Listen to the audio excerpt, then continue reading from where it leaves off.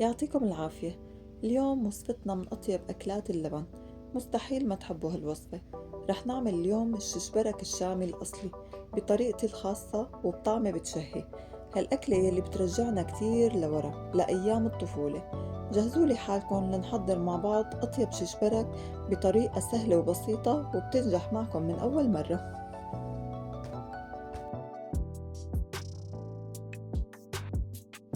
بالبداية عندي 4 كاسات طحين منخلتن ومجهزتن.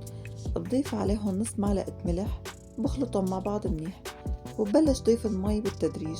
ممكن تحتاج كاسة مي أو كاسة وشوي، بترجع حسب نوع الطحين.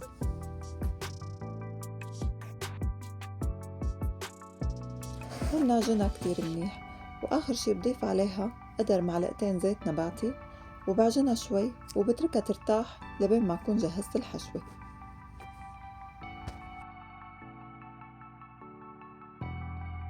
بمقلاية على الغاز بضيف معلقة سمنة، وبس تدوب بضيف نص كيلو لحمة غنم أو عجل اللي بتحبوه.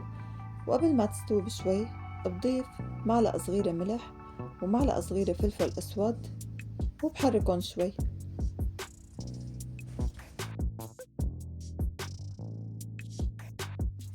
وبضيف عليها لوز مقطعتن، طبعا هاد اختياري، فيكم ما تضيفوا، وهي إضافة من عندي بس بتعطي طعمة كتير طيبة. وهيك الحشوة صارت جاهزة.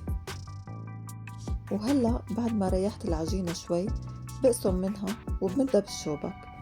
شوفوا قديه طرية وناعمة.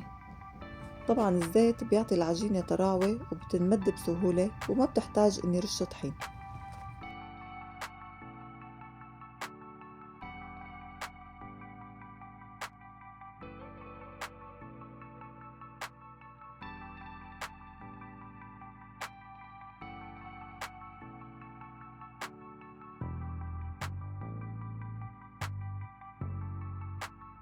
وهلأ بدي شكلها بكاسة شاي صغيرة، أو إذا بتحبوا في قوالب خاصة للششبرك.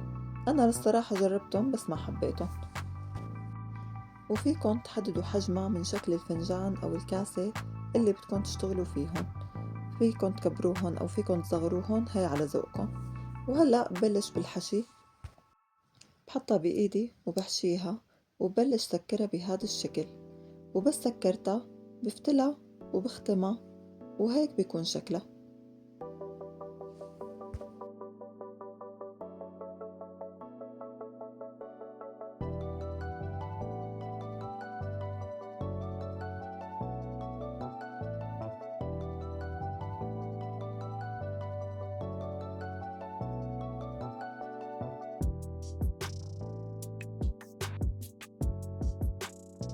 وهاي النتيجة بعد ما خلصتهم.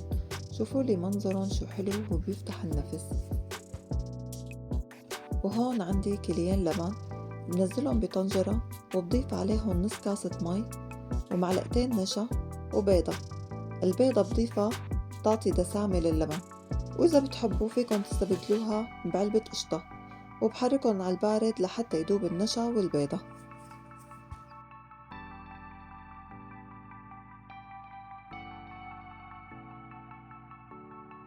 وإذا حسيتوها كتير سميكة فيكن تضيفوا نص كاسة مي باردة، وبرفعن على نار عالية وبضل بحرك لحتى يغلي اللبن. وهيك بضمن ما بيفرط معي أبدا. وبس غلى اللبن ببلش نزل حبات الششبرك.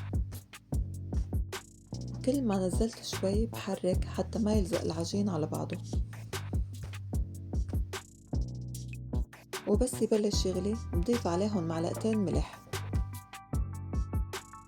وبتركهم حتى يستووا.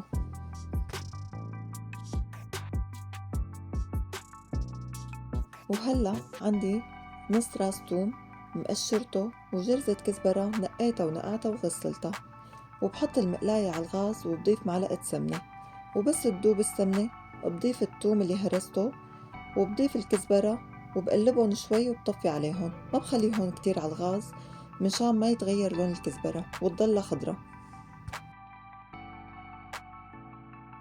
في عالم بتحب تحط توم ونعناع، وفي عالم بتحب تحط الكزبرة والثوم، وهي بترجع حسب كل حدا وشو بيحب وشو بيرغب.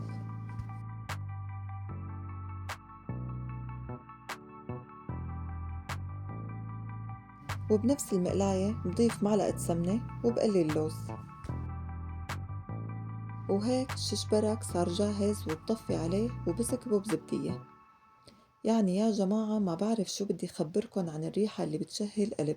شوفولي قوام اللبن الكريمي اللي طالع بياخد العقل. وهلأ بزين بالكزبرة والثوم،